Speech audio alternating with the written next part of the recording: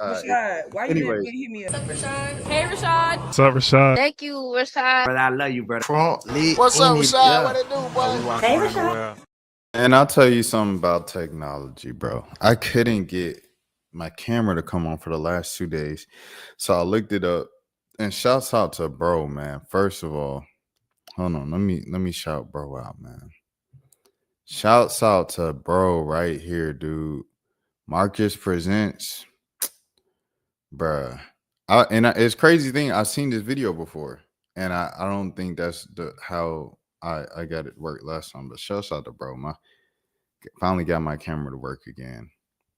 After 2 days of just webcam. And it wasn't because like my battery wasn't that charged. It was just because I just couldn't get the camera to work. So shouts out to bro. I appreciate it so much. That was like a monkey off my back. Now for what you guys came for. That was a minute of just yapping.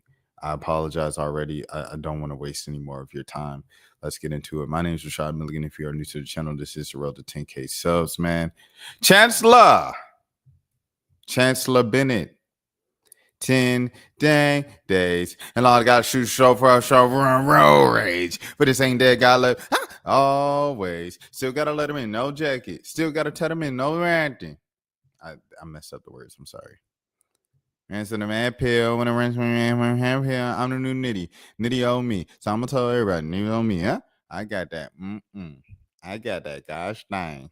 I'm your pusher, man. I'm your push star line, bro. So this was very interesting, bro, because the hype around it, everybody was just kind of like, what you gonna do, Chance? They were like, this is your last chance. And the rollout for it was so strategic and so careful. He wanted to really make sure he got it right. And that made me almost nervous. Hold on. Let me hide my playlist here. That made me nervous because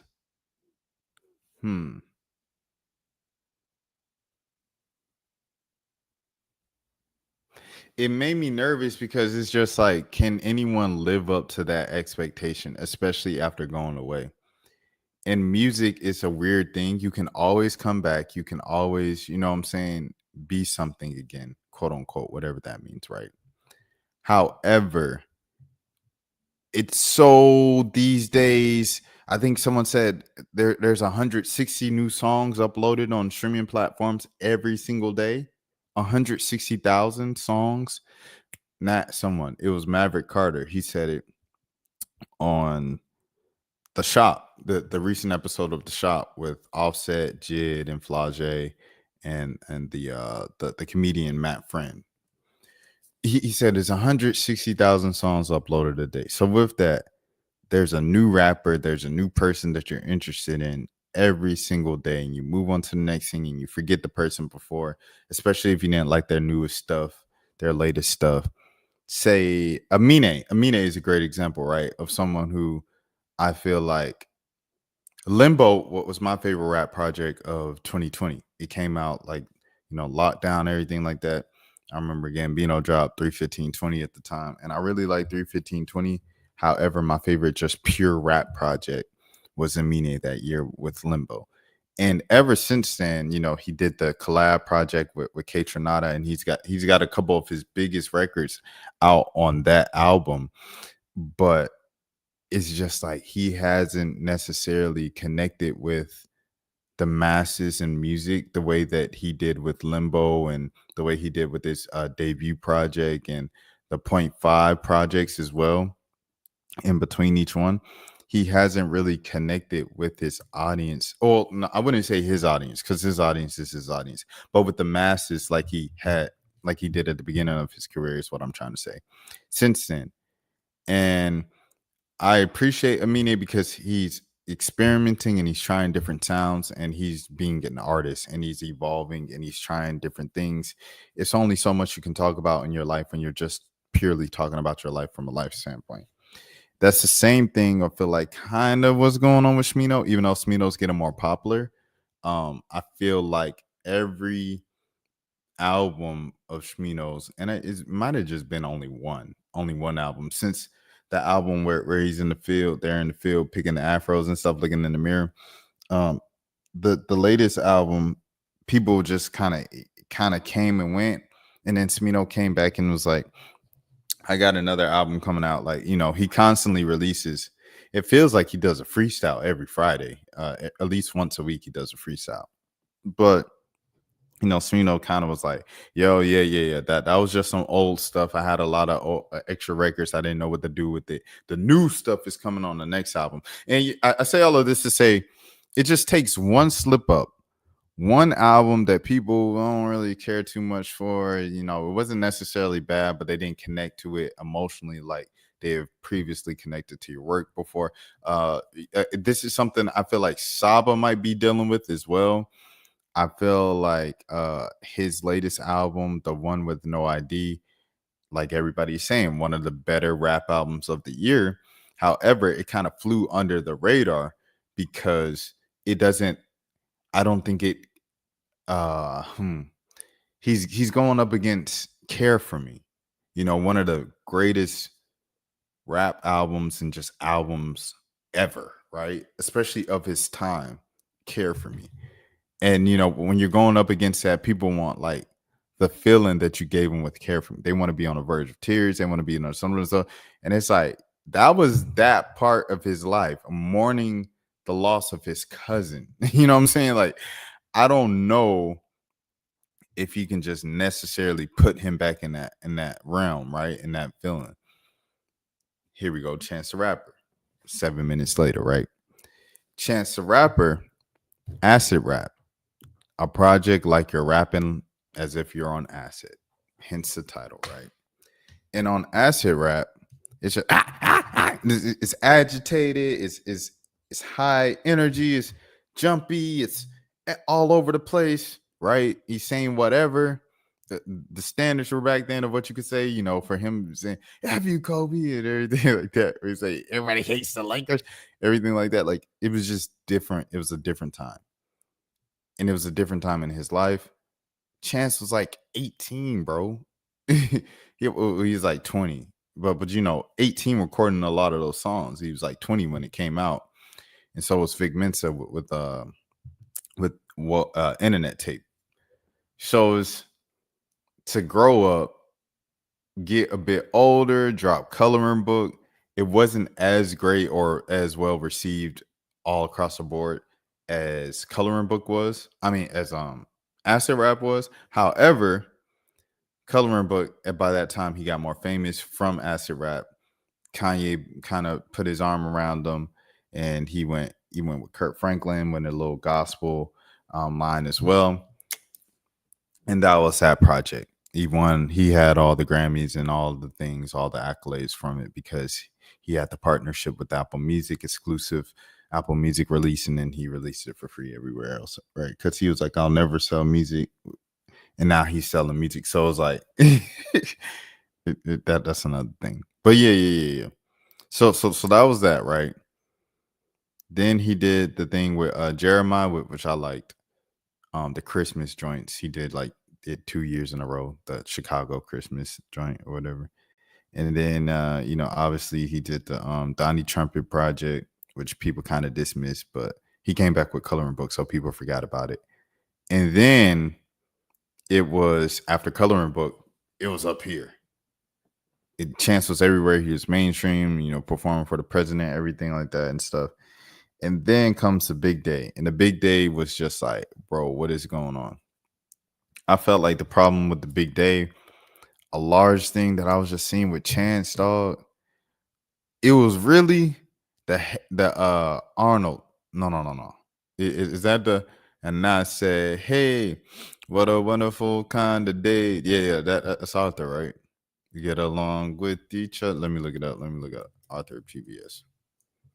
You gotta listen to your heart, listen to your beat, listen to the rhythm of the street. When he did that, right, I was like, bro, what is he doing? And then it was like that project was a lot of that, just the Disney Arnold remix, and I It just wasn't it for me.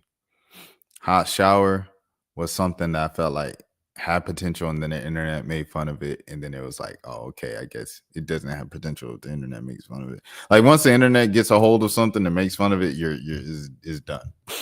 It was like him and Logic around the same time, just like they couldn't do anything right. That the internet was just on their backs. It was just over with, right?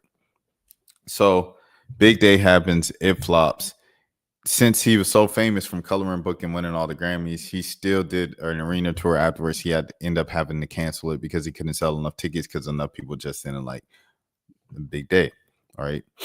And then they made fun of the fact that he was rapping about his wife a lot and being happy in marriage, which is crazy because it's like he got back with his ex, she became his BM, and then they became husband and wife. Like it was a happy story, unconventional, but it was a happy ending for Chance at that time, and he was just rapping about how excited and happy he was. But like Rory said, people love pain at the end of the day, and here we go back.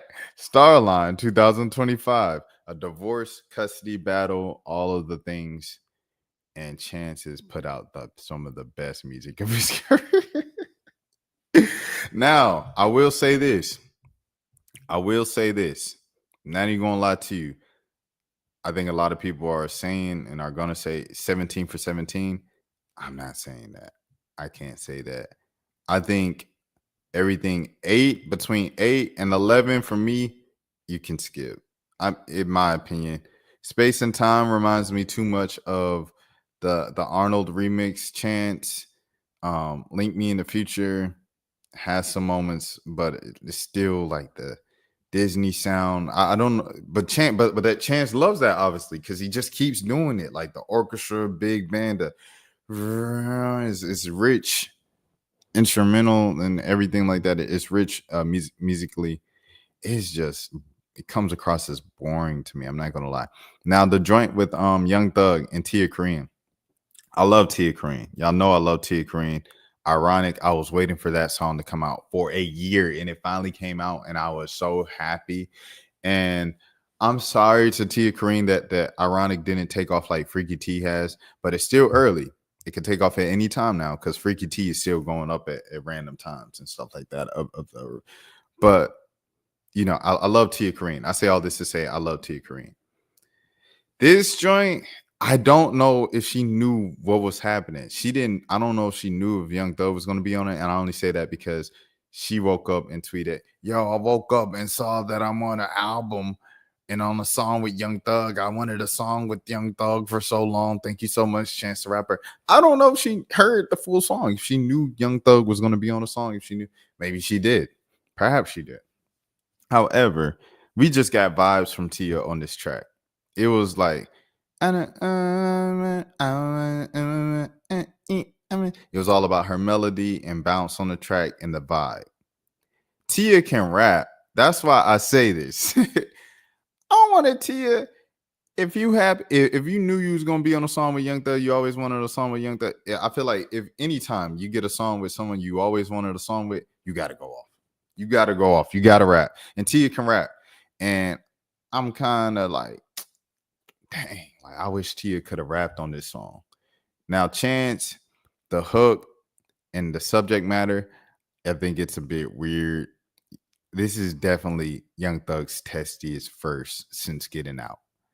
So that was the thing. I was like, Chance, you got to be careful. Like this Thug now, when you called him, he was probably like, oh, Chance, you know, Sunshine, Rainbow, Coloring Book. What was the joint? Mixtape. Last time was mixtape. Mixtape. Like it was cool. They just rapping about rapping. This joint is a little more testy for Young Thug. So Young Thug, he kind of slowly going back to the new Young Thug of what Young Thug can be, as much as he possibly can, right? So I'm like, okay, that's Thug's verse. I just don't like the subject matter. I don't like the song. I'm not even gonna lie to you. You don't know how much I could really break it down. I just don't like it. Tree was one of the singles. I think it was the last single that came out before the album came out with Smino and Lil Wayne. The Erykah Badu flip Maybe perhaps. Oh no, it's not even Erica Badu. I'm so sorry. I'm so sorry to the ancestors. India.Arie. I think that the India.Arie flip, I can't get past listening to it without just thinking about India.Arie. So that's one of the main reasons why I don't like it. Second, once again, subject matter.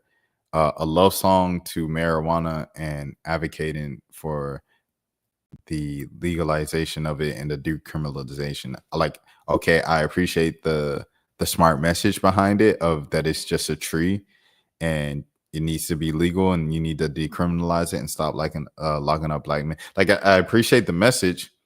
I still don't like the song. I just don't like the song. Because every time I hear it, I'm like, I'd rather just listen to the India.Arie version. Because India.Arie. Burn Your Block, I believe that was the Caribbean joint. Letters. Oh man, this record right here. Okay. So why I feel like those songs that I just focused on, right? 8 through 11, I don't like them. Buddy, I'm hearing some of the best rapping of Chance's career. Like we're getting peak Chance right here. And a lot of times people have trouble really acknowledging what the best of somebody's career is while they're noticing it for the first time. It takes some months and then they're like, oh, that was the best rapping of his career. That was the best music we've ever got from Chance. Boom. Crazy. Boom. Shouts out to Do or Die. I believe, is that a rap group? Chance put me on right there. Hold on. Do or Die. Oh, it's a trio. Okay. Oh, I'm sorry, OGs. I'm sorry, OGs. So they're a Chicago group. I'm sorry, OGs, but loved it. Loved it. Jamila Woods, one of Chance's people that he leans on, man. Is Jamila Woods from Chicago? I'd assume she was because he works with her a lot. Yep, she's Chicago.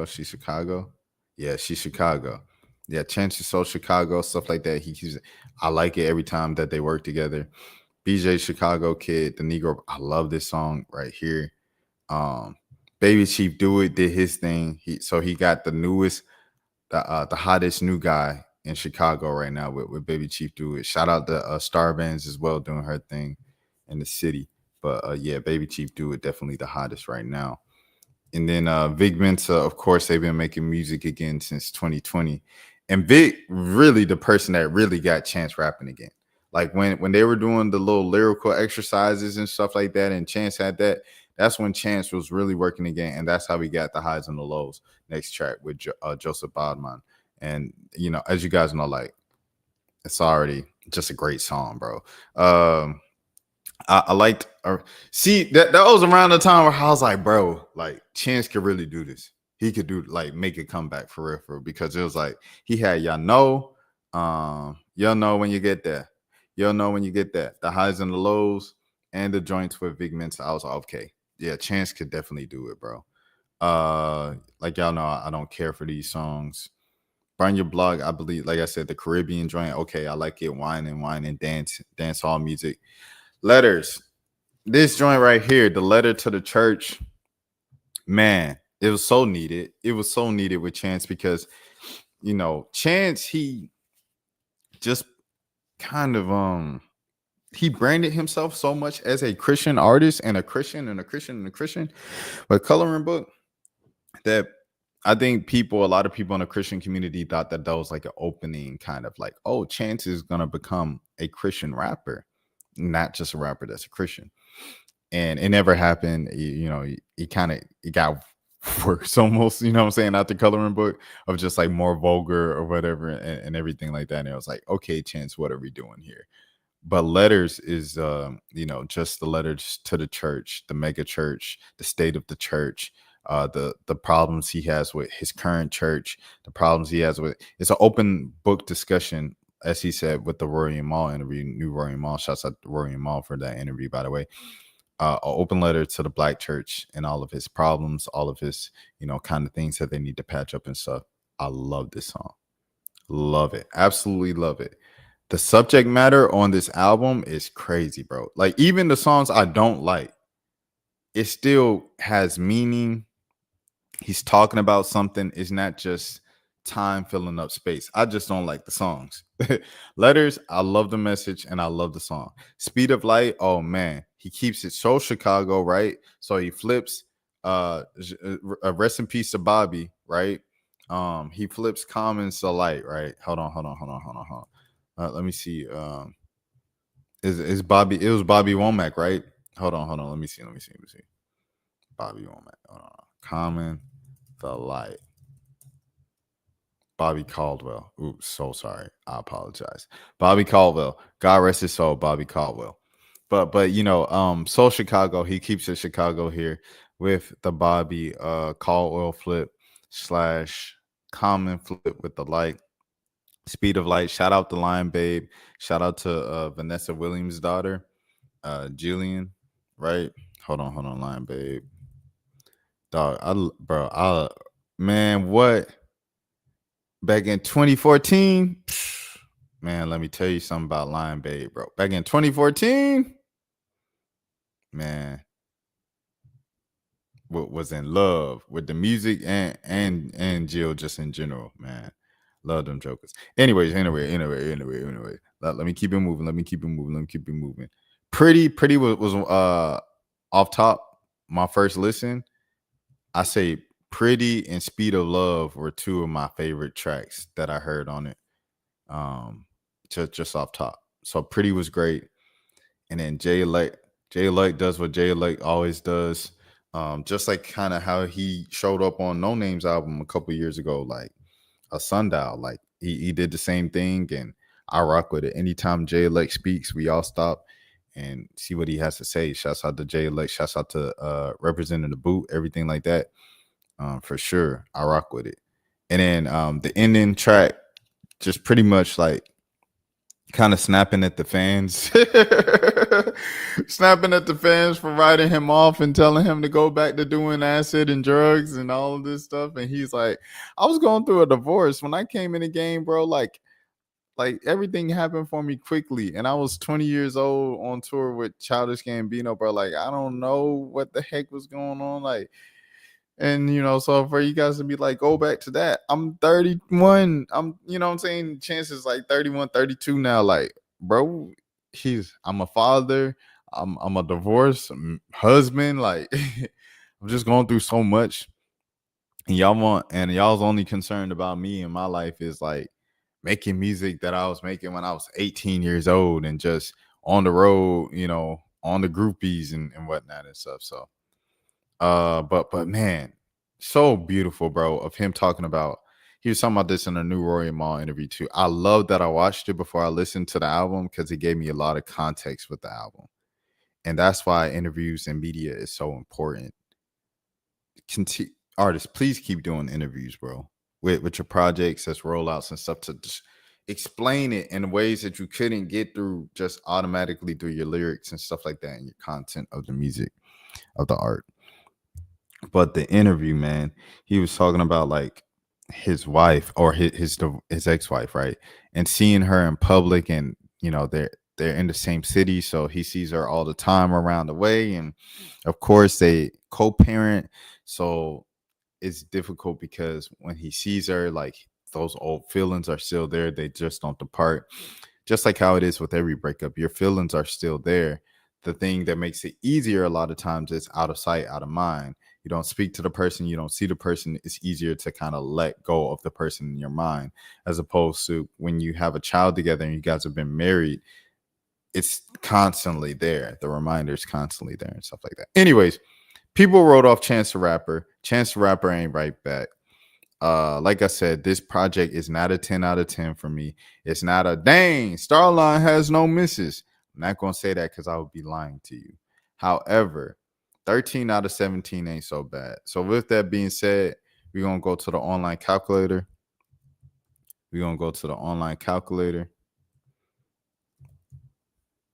And we're gonna do it like this. 13 divided by 17 is a 76. I can't give Chance a 7.6 for this one. I can't give him a 7.6 for this one. I think that would be like fair, but then I'll have to change my entire grading system. So I would say with this, I understand why people would give it a 9. I can't go 9 because I just don't love every track. But I love what it represents, and every song means something. I just don't love every song. So I would say, because he can't, like you, this is what I'm taking in consideration with the rating. He came back from people writing off his career. Like, people just gave up on Chance. Like, this album was not supposed to be, and then he came out with Tree, and I remember he was teasing Tree, the song, and people are like, oh, this is gonna suck. And people are like, this album's gonna be terrible. Right? And he just kept going with the rollout, and he put it out anyway. And I appreciate Chance for even just doing that. A lot of people would have been so scared. They just would have hid in the cocoon for the rest of their careers and just like, you don't want no problem. Like, he would have been doing that for the rest of his life. So, with this, all of these things being said, him coming back, it adds to his score. Like, I'll say this 8.5 just off basis, right? But with the context of people trying to write him off and him coming back as strong as he did and still putting, like, not giving up and still putting out music and stuff like that and coming like this and keeping it fairly Chicago, like Joey and Jasmine Sullivan and who else? Joey, Jasmine Sullivan, and Young Thug, Tia Kareen, Smino, Lil Wayne, and Lion Babe and Jay Elect. Like, it's only half of the features are not from Chicago. So all of these things being considered, bro, I had to give it an 8.8. 8.8. I don't know what I gave Chromacopia first listen. This is not better than Chromacopia. I think I gave Chromacopia like an 8.7. But this is an 8.8. Because it was an 8.5 just by itself. But people wrote him off. And it's difficult to come back when people don't even want to hear you anymore. And to win people's hearts back and be like, Chance is back. He beat the Wash allegations. Isn't like, it's so beautiful, bro. It's a beautiful thing. And speaking of, like, one thing I was like, dang, this reminded me. Gambino isn't on this project, and Chance wasn't on the supposed last Gambino project. I felt like Chance should have been on it. Chance should have been on Bando Stone. You know what I'm saying? Just for, like, thank you, Donald. Like, you know what I'm saying? They've been such large parts of each other's careers. Like, it would have been cool for that. I don't know if they were waiting for, like, man, we don't need to be doing no more songs until we finish this project. I don't know what it was. And Rory and Mal is crazy because the last time they interviewed him was when they was on the JBP. And afterwards, Rory was like, oh, man, I forgot to ask him about that Childish Gambino project that was supposed to happen. I seen Chance one time in my life, and I asked him that question, what's going on with the Gambino project? And he ignored me. He didn't ignore me, but he looked at me. He looked at every word I said, and then he turned around and kept walking because he had to go. And I was like, that means it ain't happening. It ain't done. They left it alone, and they abandoned it. And it is going in the corner to be with Don't Tap That Glass of Tyler, the Creator, and ASAP Rocky is never seen the light of day. So there's that. But yeah, this was just something I thought of, like, when I was listening to the album and thinking about how Childish Gambino said his last album was his last album, and I was like, dang, they didn't do anything. What else do I want to say? What else do I want to say with this? I think that's it. 8.7, 8.8. They wrote him off. He came back. I appreciate that. Salute to Chance. A story of resilience. I wish I could go to his tour. He's coming, you know what I'm saying, to my city, the city that I currently live in. So I wouldn't have to fly back to Atlanta to go see him. The thing is, there's so much cool stuff happening in the city, but it's happening on the weekend. In the weekend, in the fall, I can't go nowhere because of football. It's football every single week. So I can't go anywhere, bro. So, but he's going to Atlanta like that same Monday. So I don't know if I want to fly in and everything like that for this. I don't know if I'm going to just spend all that money for it. However, y'all know on this channel. I'm quick to blow a bag on an experience to have some fun. So I don't know. Let me see how I'm feeling about the album in a week. I might just buy a plane ticket and buy a ticket to the Atlanta show. Fly to Atlanta on Monday or whatever to see it. But we'll just see. We'll just see. But shouts out to Chance. Shout out to Chance. There was something else I wanted to say about this album, but I forgot. I guess I'll just say it whenever I think about it. But yeah. Let's keep it moving. Rich Brian. Okay, Rich Brian. What's the next joint? I am pull him up. How would I do this? Is this here? Okay, Rich Brian, Where's My Head? So I saw that Rich Brian dropped a new album as well today. K Camp dropped an album. Listen to K Camp. K Camp constantly produces like just good projects, bro. I haven't listened to this one yet, but he's done it long enough to where I'm like, bro, like I believe you. If you say it's a good project, it's a good project. So if you like the singing, if you like the R&B vibes and stuff like that, he's got Chase Shakur lineups on this project. He's got Ari Lennox on there. You know what I'm saying? Jacquees, Eric Bellinger. And he got some names on here, won't it? Vibe, Joe Trufant, Zay France. Yeah. He got some names on here for sure. And then shouts out to Quintelli. Is that how you say it? Quintinelli? But anyways, go listen to K Camp. I haven't listened to it, but I've listened to enough K Camp to know it's gonna be good, right? Okay, Rich Brian. So I heard he dropped a new tape. I seen the little snippet for it and stuff, and they said he produced all the songs on his Tyler Creator stuff. I listened to it, and here's the thing about Rich Brian. It was good. The music was good, everything like that. But it seemed like he was cosplaying. He was doing his best Tyler the Creator Childish Gambino impersonation. Like he liked a lot of Childish Gambino. He really liked Igor, right? Igor to him, this is what the album sounded like. You're an alternative music artist, and Igor is your favorite, like is your idea of a perfect album. So then you go and try to make an album like Igor. And that's why I felt it right here. And the reason why I say impersonation and stuff like that is because the feeling, like he's producing something, beats that sound good. The instrumentation is good. The layering is good. The vocals are good. They're stacked. Their melodies, it sounds good. The rapping is quality. It's nice flows. Every bar has a meaning. It isn't just empty bars. He's talking about something. He's talking about his life. He's talking about women, whatever the case might be, right? Life. And it's good, but the feeling is missing. Like it's a certain feeling and soul with, rap music, with hip hop. And I was missing that with a lot of the early tracks on this project. And I'm just like, he's just trying to make a good album for people to be like, oh yeah, Rich Brian makes good music. He made a good album, as opposed to just bringing something new to the table. If I wanted to listen to a Tyler Creator flawless produced project, and so I would have just listened to Tyler Creator. If I wanted to listen to Childish Gambino flawless, I would have just listened to Atavista 3:15:20. Like, so that's what I had to say about that on that end. It's good. And I'm not gonna lie, it was some points at the end where I was like, forget all the deep thinking and stuff like that. I'm vibing, like my head bobbing and stuff like that. I'm going and everything. I think Rich Brian is in the right corner.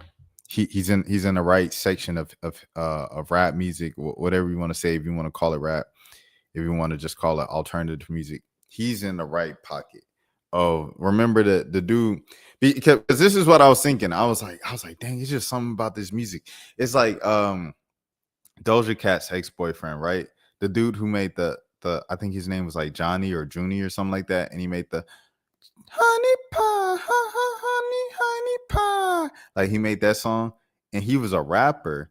And Doja Cat was like, "Yeah, I'm dating a rapper. When you guys see him, you'll be surprised and stuff like that. No one will guess it." And it was him. And I think Roxanne's another good example. Even though I like the song Roxanne, it's just like a segment of hip hop that doesn't feel like hip hop. Remember the dude on the Robert California on The Office, and he was like, "I hate the Black Eyed Peas. It's rap music for people who hate rap."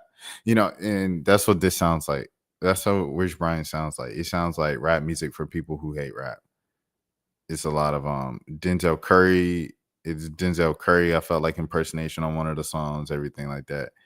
So it was just like, bro is talented and he made good music, but music is something spiritual, right? And it's got to connect to the soul. And this for me just didn't connect with my soul. You know what I'm saying? So it's difficult to judge, I think, because I want to give it something in the sevens, but it wasn't like, you know what I'm saying? It wasn't because it wasn't good. It didn't connect. Like, I don't know if he's obviously making the music that he wants to make and the music that he likes, and that's cool. But it didn't connect for me. So if anything, I'll probably give it like, because the music is good, I keep it above a 7. I say 7.1. 7.1 out of 10 for Where's My Head. Yeah, and that's what I give it. That's what I get at 7.1 out of 10, bro.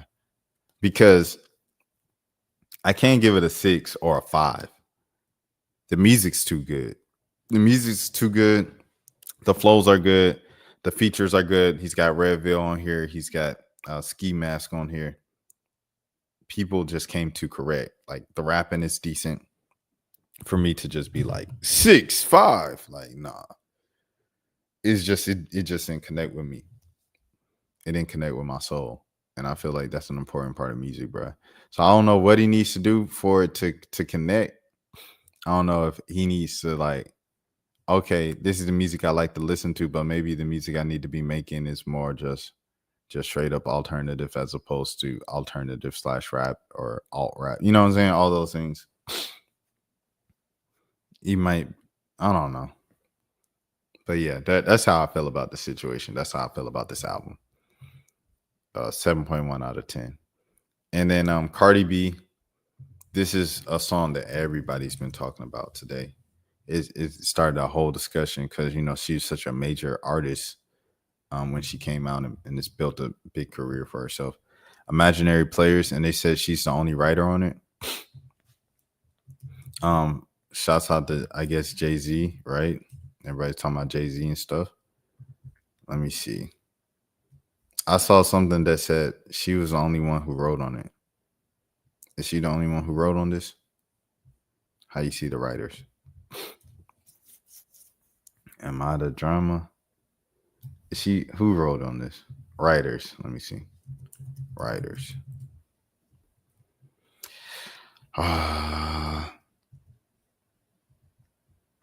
Is this here? They got the writers up here. Songwriters. Cardi B, Herman Chaney, Renee Moore, Sean Carter. Sean Carter's on there because she sampled him. But when people were like, she wrote it by herself. I know that's right. This and that. Oh, Jay gets a writing credit. Hold on. Let me see.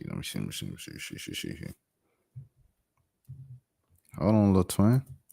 Writing. Okay. Jay gets a writing credit on the song. The song's video co-directed with him. Right. But anyways, I can't. But I saw something somewhere on the internet. Can I confirm it straight from the source? Because you saw me just look it up straight from the source. That Cardi wrote it by herself, and for that, I think that she's really rapping on this song. This is a rap song. This is a song of like, let me pop it over a luxurious beat, a beat that everybody loves, a classic hip hop beat, and just pop it. Like, go back at my haters, and because Cardi has a lot of haters, bro. Like, I'm someone who's like, yo, Cardi B can make hits and this and that, but the reason why, like, when I'm looking at all-time rappers and stuff like that, I never really kind of gave her that full credit because, of the writing thing. I'm not gonna lie. Like, when Nicki's writing and when so-and-so's writing and so-and-so's writing, I'm like, yo, they be rapping, they be snapping. And they did that themselves. Like when I hear No Name, when I hear Lil Sims and all these artists, and you want me to compare that to Cardi, you know what I'm saying? It's like it's different. It's like pop versus hip hop and rap. But she's rapping on this. I appreciate the effort of her trying to rap and stuff like that. And I'm sure that I'm gonna hear this everywhere. So in terms of right now, it's just like, how do I feel about the Cardi B imaginary players? It's cool, I guess. It's cool, I guess. I mean, thank you for kind of shining light on another cool old Jay-Z beat. I remember when the game he rapped over Money Cash Clothes, but the name of the song obviously wasn't Money Cash Clothes, it was Money Cash. And that song, when the game did it, it just was like, oh yeah, I revisited the Jay-Z song and the beat, and it was like, man, these beats are so good. Timbaland did his thing. And ASAP Rocky was rapping over it. It was really cool. I like that song from the game too. From the game and ASAP Rocky, I like that song. Money Cash Clothes. Came out a couple years ago. And then he had the song with Kanye, the You So Fortunate. The game had some good songs on that. He makes good albums, good music, but people like kind of just write him off because like Joe Budden said, he's such a doofus outside of music and everything. Anyways, let me get back on track. Imaginary players. That's how I feel about the song. If y'all wonder how I feel about the song, it's a good song. I like the fact that she's attempting to rap, and yeah, she's trying to make a point. She's talking her talk. She's popping it. And she's trying to prove to people that she could rap, she could pen, she could talk her, she could go against the haters and stuff like that. Best of luck to her on this album because she tried a couple. But yeah. And here I was. It was funny. She tried a couple songs, right? They didn't work out, and you see, she's kind of like her team or the label, whatever, made her go back to the drawing board because she's been saying the album's been done for like 2-3 years. It's coming. The album's done. It's gonna come out this, and then they put out a single. People not liking it, and it goes back. But when she said, "My flop is not like y'all flops. If I flop and y'all had the same numbers, y'all be popping bottles." I said, "Oh my, you better talk that talk, Cardi. Cardi's so big that like when she flops, quote unquote, it's a lot of people's biggest song. Dang, we got on the Billboard Hot 100." That's a flop for Cardi B. If we at 100 and we peak at 91 or peak at 75, that's a lot of people's biggest moment of their careers. I know that's right, Cardi. She was snapping. I ain't gonna lie. But like overall, I feel pretty indifferent to be honest. But I'll hear this all the time. I'm gonna hear it all the time outside. I'm gonna hear the games. I'm gonna hear it in the streets. I'm gonna hear it in the stores. I'm gonna hear it in the restaurants. I'm gonna be hearing it.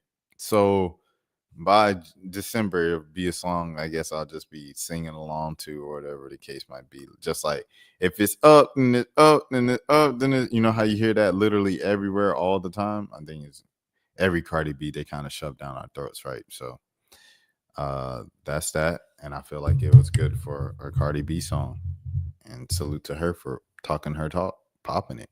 Okay. Son from Jid and Anicia. So Jid, he released Son officially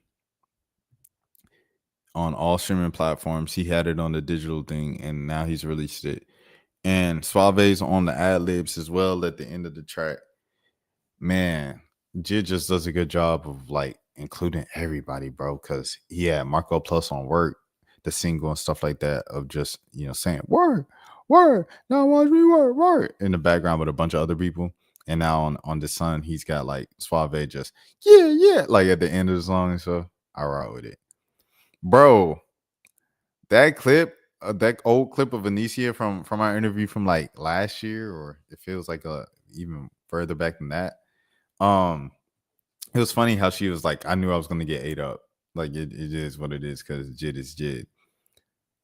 Listening to it, like once it officially released on the streaming platforms, and it wasn't just kind of like a murky release thing or whatever, or people screen recording it. Anicia held her own, dog. She held her own, bro. And y'all see, I got it in the related songs to break. This joint right here is crazy. That's my favorite joint off of Grady Baby. Grady Baby's a good album, dog. It's one of the better albums. And I also want to say this about the Jid thing, right? It's very ironic to me that two of my favorite songs, if not my favorite songs off the Jid God Don't Like Ugly or God Does Like Ugly album, is crazy about it. They're not songs on the album. They're songs in the prelude and the prelux and songs in the alternative version. So Sun, the joint with Anicia, and the where we at? Where we at with it? This the prelude, this the prelux. Where it's at? This the regular album. Where the prelux songs at? Knew Better from Yachty, Black Boys. Yachty is now, and I know it's hot for Yachty right now. Oh, everybody hates Yachty. Why Yachty music never been good? Yachty, oh yeah. Joker been popping for 11 years. Now all of a sudden, his music was always lame, and I never. Okay, all right. How the boy gonna be relevant for 10 years, and ain't nobody liked it ever in life? You know what I'm saying? People just be talking when someone does something stupid. What Yachty did was lame. It was whack. It was this and that. And Yachty has a lot of songs that have been whack and just a miss. Like, he takes a lot of chances artistically. I appreciate that, but a lot of it has just fell flat. We talked about this with Manny Supreme a few months ago, where I was like, I didn't like the last album, the Let's Start Here, and I didn't like Teenage Emotions. I don't like when he tries to sing and make that a different thing and try to branch out as an artist and try to make Igor, or try to make 808s and Heartbreak, or try to make Awaken My Love. Like, he is not Gambino, Tyler, or Ye. He is Lil Yachty, and it doesn't sound good when he tries it. So I'll say that. But I can also say Buddy has some songs where he be snapping. And this is another one of them songs where he's snapping. The Black Boys, when they get together, man, Yachty and Jid, them jokers be rapping, bro. Yachty be rapping. When you push them against one of them Detroit, Michigan artists or whatever, and they rapping, Yachty gonna rap. Like the joint with with Babytron. You might be like, which one? The one on Michigan Boat Boy. Man, he was rapping on that one, bro. He was sliding. I ain't gonna lie, he was sliding for sure. But yeah. It was just ironic. Two of my favorite songs on this album were songs that aren't on the actual album. Does Baby Key? Yeah. I like the Baby Key joint too. I like the fact that he was even on the project. And then Vince Sables had a great verse too, per usual. Earth Gang. Ah, yes, that's what I wanted to say. This is what I'm looking forward to, y'all, in music. Oh, yeah. So salute to Anicia. Shout out to Suave as well, friends of the channel. Shouts out to Jid. Jid's a friend of the channel too. Yeah, now I mean, but I did want to say this, man. In the middle of this music review and everything like that. Oh, buddy. Y'all know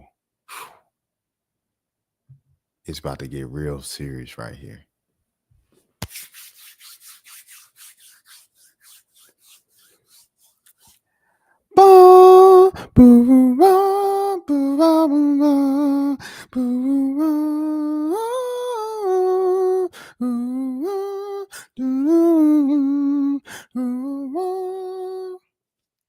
My thoughts, dreams, plots, and my schemes.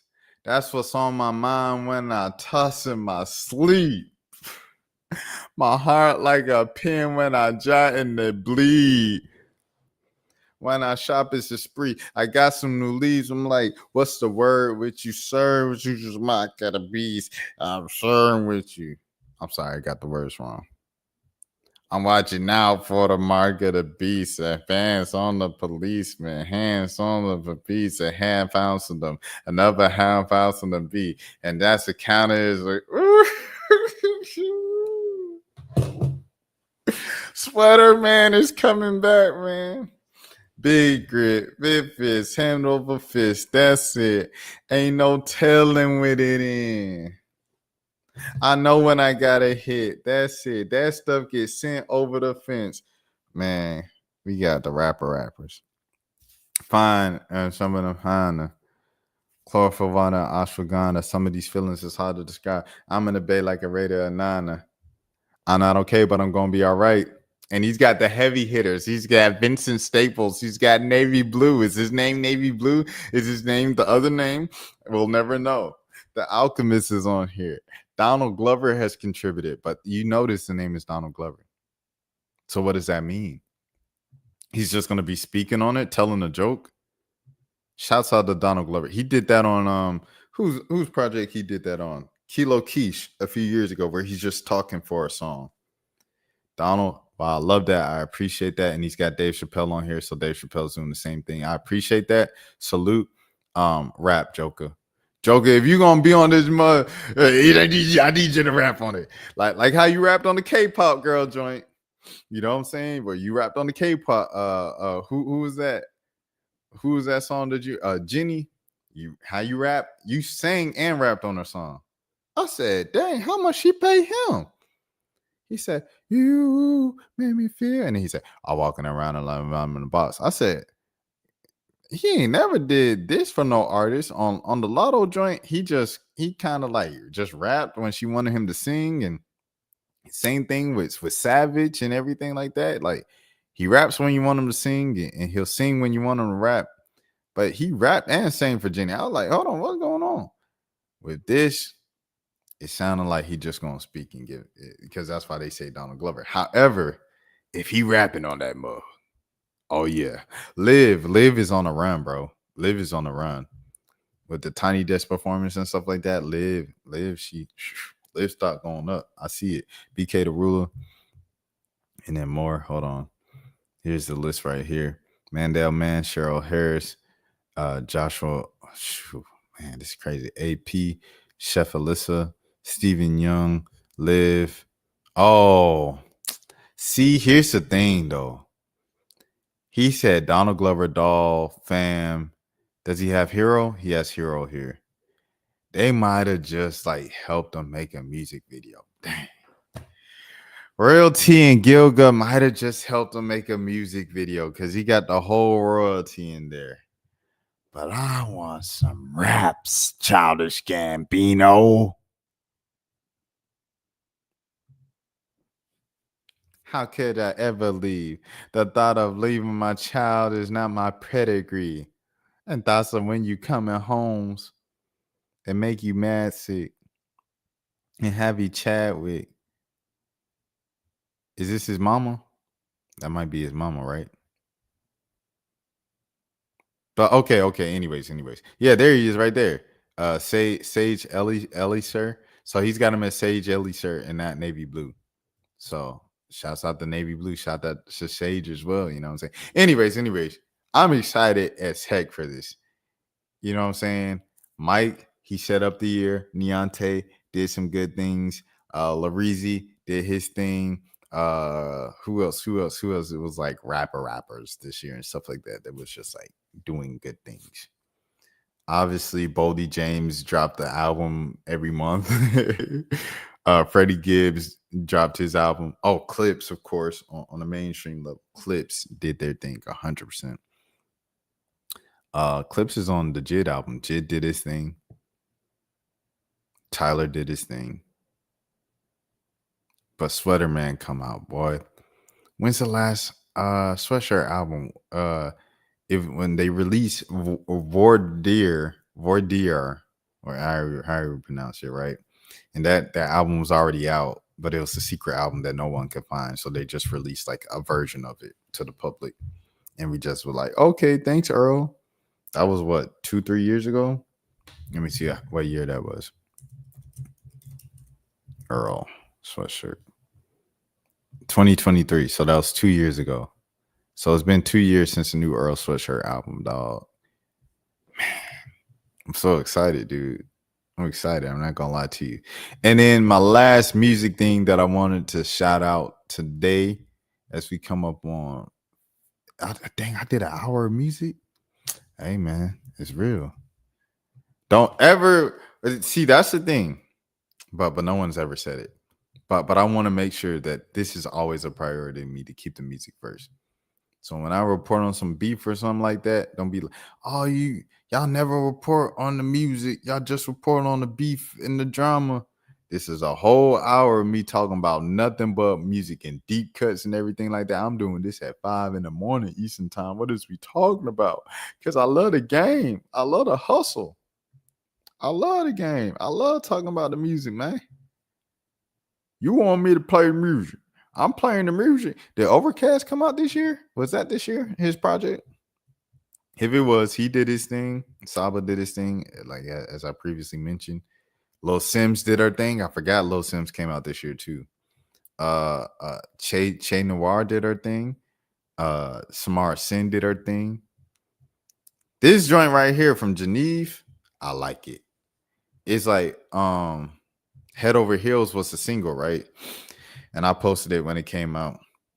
But it's like the whole album is just that. Like it's calming and stuff like that. It ain't Cleo Soul. It ain't Cleo Soul. Like, you know how you can put Cleo Soul? She just it's therapy, it's therapeutic. She hug you.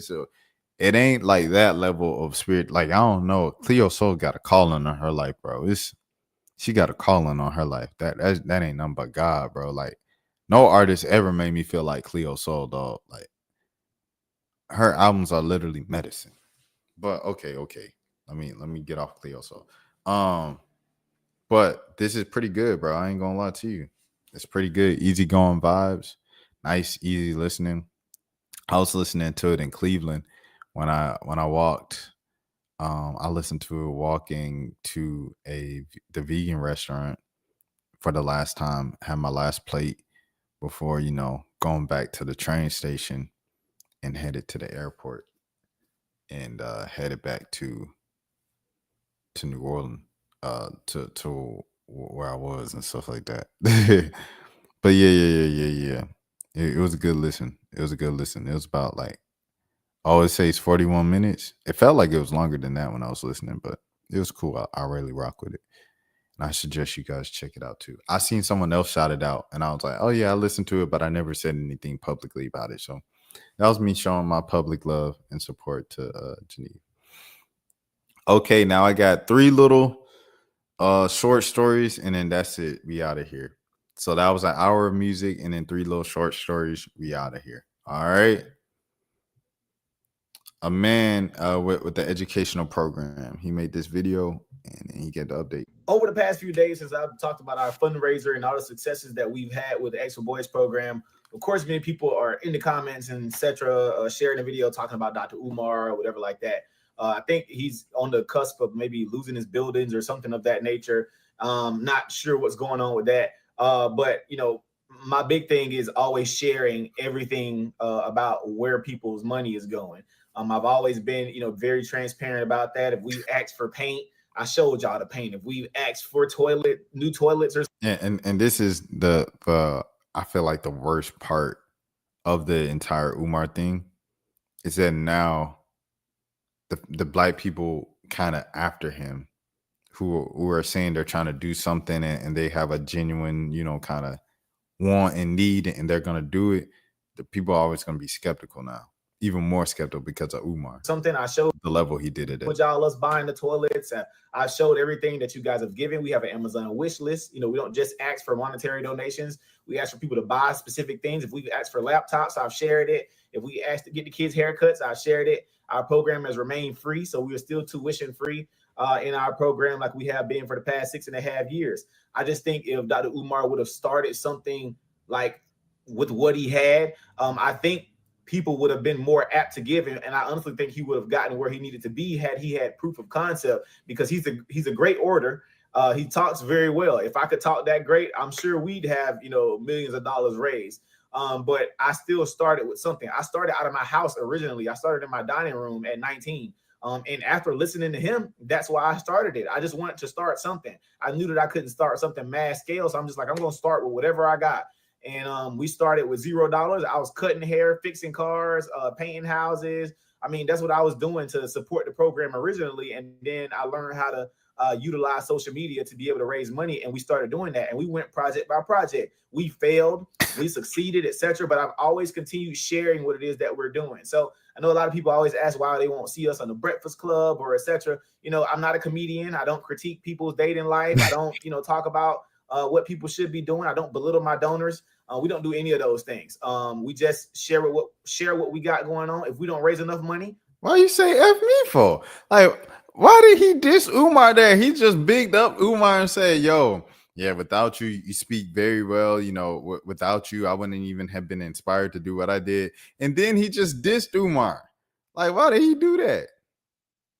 That was crazy. Like, he just did that all in the same breath, bro. Like, what the heck? We pivot. If we don't get things done, we pivot, you know, and we keep going. So we definitely failed. We failed some students, etc., but we kept moving and we kept going. And that's something that I believe in. So I appreciate everybody's support that they've been given, but, you know, I'd appreciate, you know, just to stop the, you know, the Dr. Umar talk. You know, I understand he has his own thing going on. We've had our differences also, but I truly, you know, still wish him the best, and I hope everything works out with whatever he has. So they've already had their interactions. Okay. Going on. Background. This is my first time seeing them. So if you guys are wondering, like, you don't know? No, I don't know. But aside from that, we have our fundraiser still going. Our program is still completely no government funds, no government grants. It's completely people funded. Everything that y'all see, our full-time staff, the vans we have, the new electrical panels, the flooring, the ceiling tile, you all funded it all. And we appreciate all the support that you've been giving over the past 6.5 years. We've been running this whole time. I mean, we even ran out of my grandmama's house at one point. But I appreciate y'all so much. Please look at the link in my bio to continue giving to the Extra Boys program. Thank y'all so much. Peace. All right. So that's what he put up. And then today we've got a beautiful facility. Hold on. Sorry, I knocked this out. Full of 6 to 9-year-old boys learning, eating, and being mentored and taught every day. No cost to their parents. Talk is cheap. Results ain't. Support was real. Oh man, he talking that talk. I guess he really was just probably clapping back at the comments saying like, yo, you just like Dr. Umar, you know what I'm saying? You ain't doing nothing. Let me see this.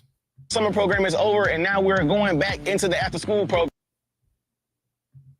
I'm only skipping because he got music. And us like you. All right, that's it. That's nice though. Let me see what he said. He said something, right?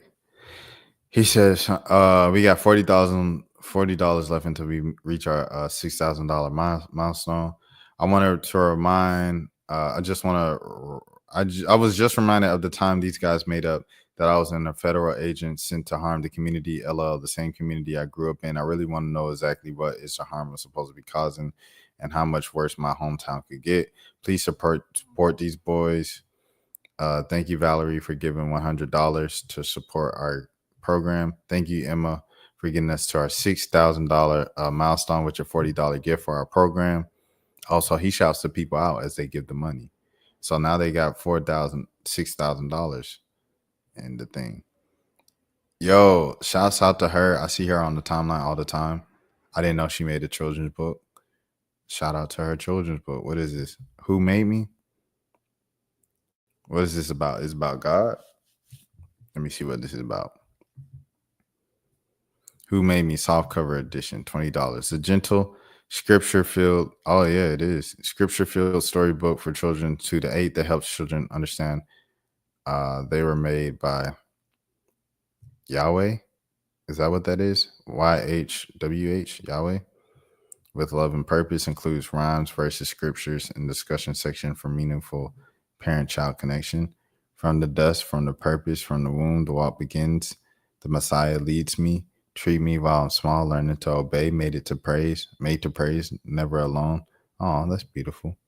It seems like it's beautiful. Okay, Exodus. Okay, that's a good sign.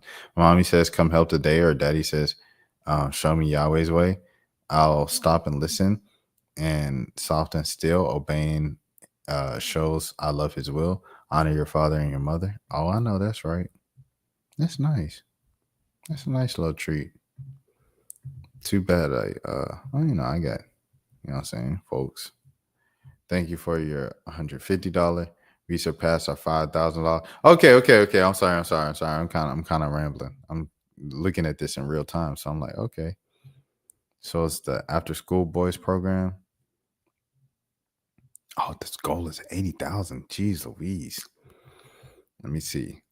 No government grants or funds. Oh, it's in Albany, Georgia. Shouts out to Albany, man. Shouts out to Georgia. Georgia boy, Georgia boy.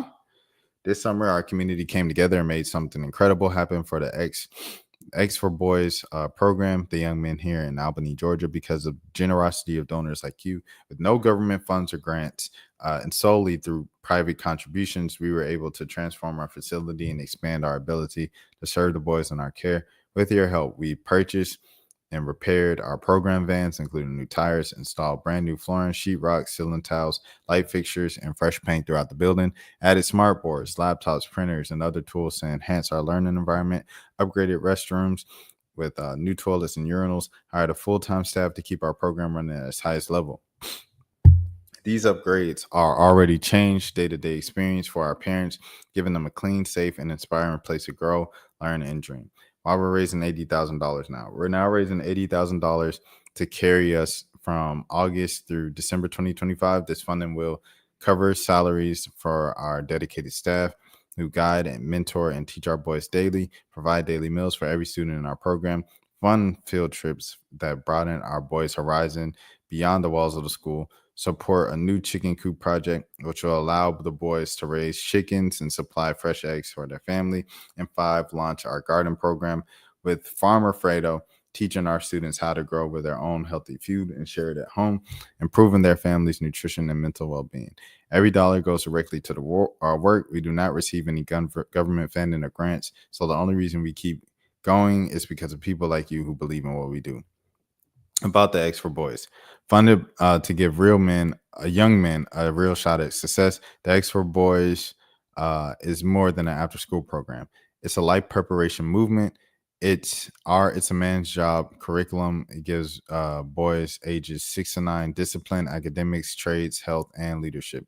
We believe in developing the whole young man, mind, body, and spirit, so he can stand strong in the community and break cycles of poverty and crime. Every donation, no matter the size, moves us closer to keeping these programs free for every boy who walks through our doors. You can make a difference. The impact of your support is immediate and lasting.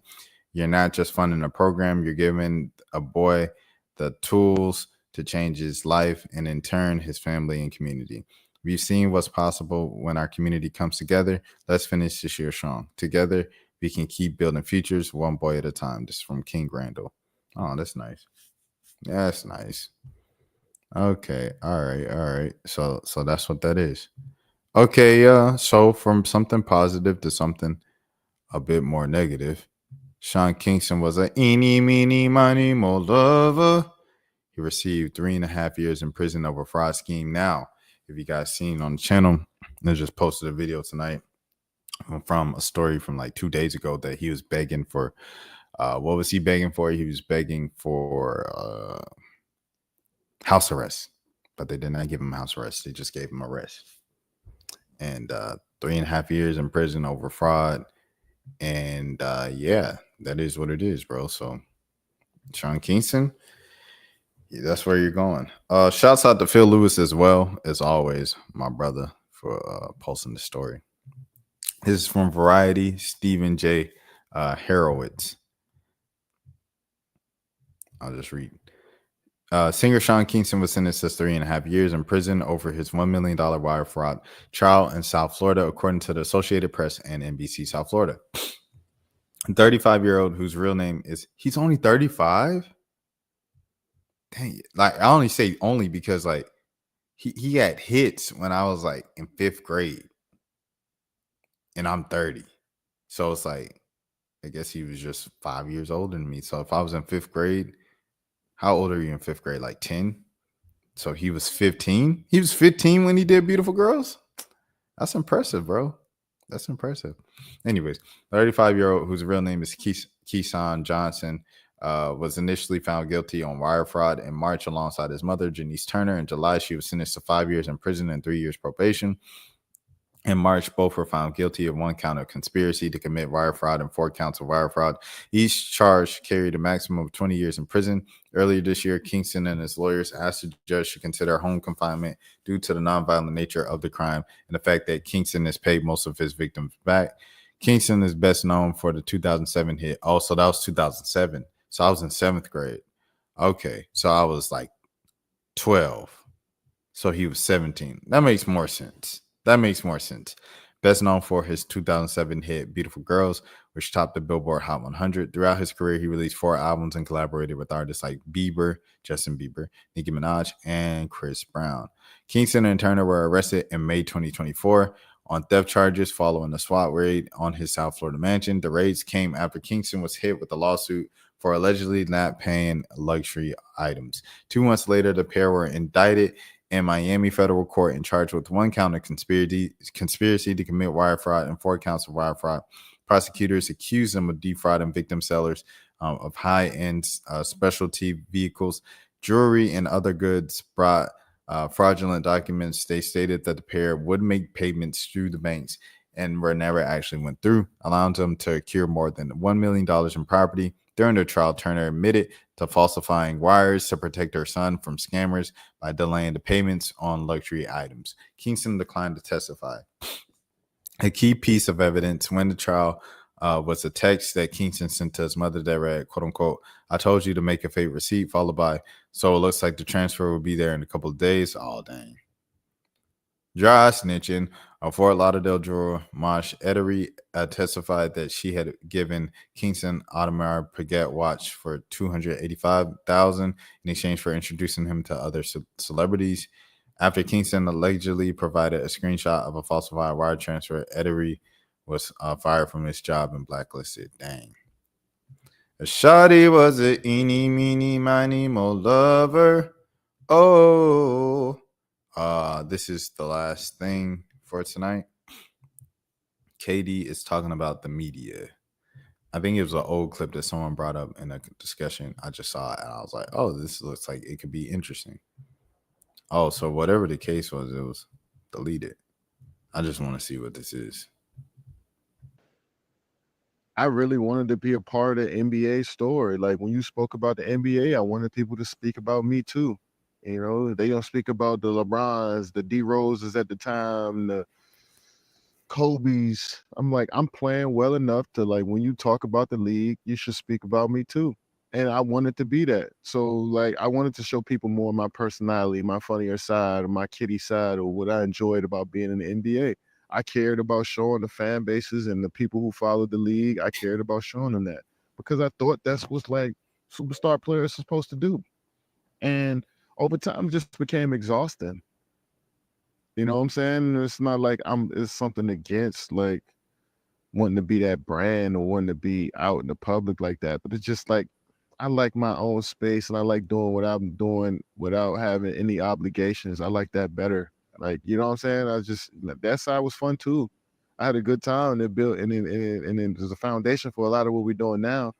But I enjoy just moving how I move right now. And I think it's just all the evolution of like, you know, wearing all black or, you know, doing 1 or 2 commercials every couple years and not being as talkative as we were before, but just doing the work behind the scenes. I kind of like how we approach this stuff now.